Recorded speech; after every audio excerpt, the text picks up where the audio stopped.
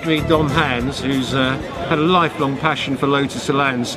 You've built up a few over the years, haven't you, Don? Yes, we're beginning to lose count now, but we've raced them and have built them as road cars, and the family currently have 5 between me, my son and my daughters, and we have 3 others which now belong to best friends, which used to belong to us. So it's quite a big extended family of Lotuses. Right, fantastic. Now you've got 2 here at the event today, both very different eras.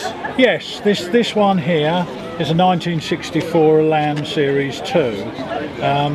One of the first 1,000 built.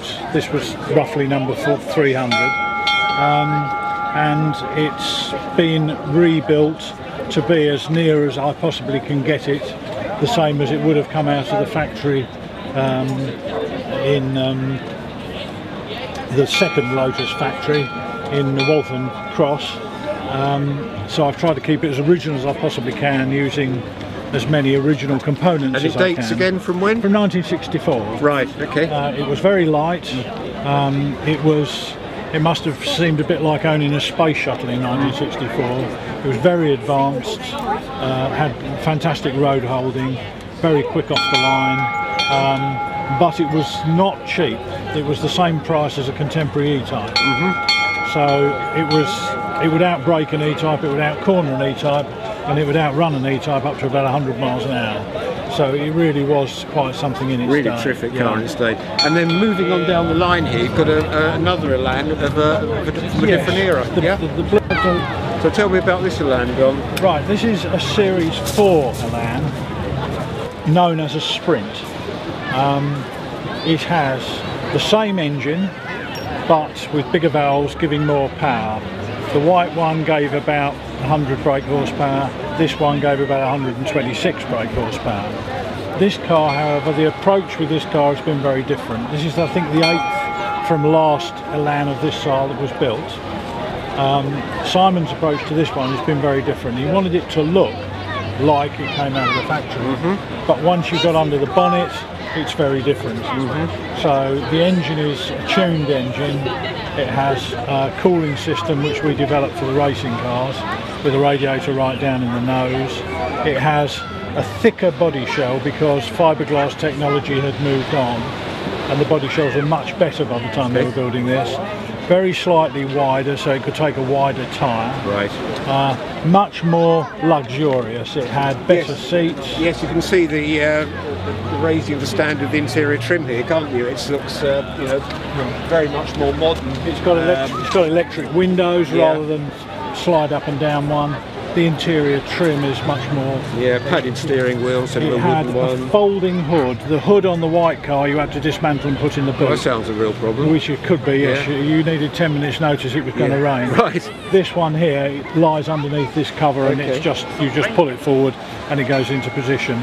So they were beginning to go steadily up market. And at the end, when production of the other thing I should say is this has got a roll-over bar in it. Non-standard? Non-standard. But obviously, if you're going to drive an open car with children in it, some people like to feel they've got that little bit more security. Yeah, sure. And when they finished doing this car, the next series of Lotuses were what people refer to as the wedges, the Elite, the Eclat, the Esprit, and they were beginning to move up market because the accountants had said, if it costs us £800 to build this car and we can sell it for £1,200, why don't we build something much more luxurious, which will probably only cost us £1,000, and we can sell it for £2,500. So they began to move up market and compete with the more established marques by then. But Colin Chapman, who founded Lotus, his only interest was racing. Right. And all the road cars he produced were produced for one reason and one reason only.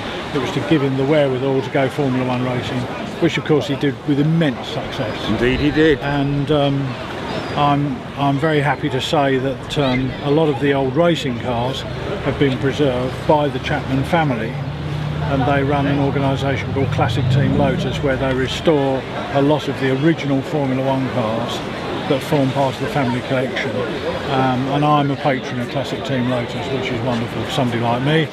You cut me and I bleed green and yellow, and that's keeping alive a lot of the old cars which otherwise would have disappeared. So, well, no, like I said, you know, you can tell Don has a real passion, has had a lifelong passion for not Colin Chapman, but Lotus cars. Chapman and his product. Chapman was a fantastically innovative engineer, and what really drew me to Lotus is, even when I was very young, was the fact that, you know, he could take a standard component and he could make it do 3 more things than anybody else could make it do. And his motto was simplicate and add lightness. And that was his engineering philosophy, and that's how he managed to produce these cars that were 15 years ahead of their time. Yes. An amazing engineer, and it's been a real privilege to, you know, to race his cars, to drive his cars, and to be involved in them. Terrific. Thanks very much, Don. Fascinating, absolutely fascinating. Thank you, Chris.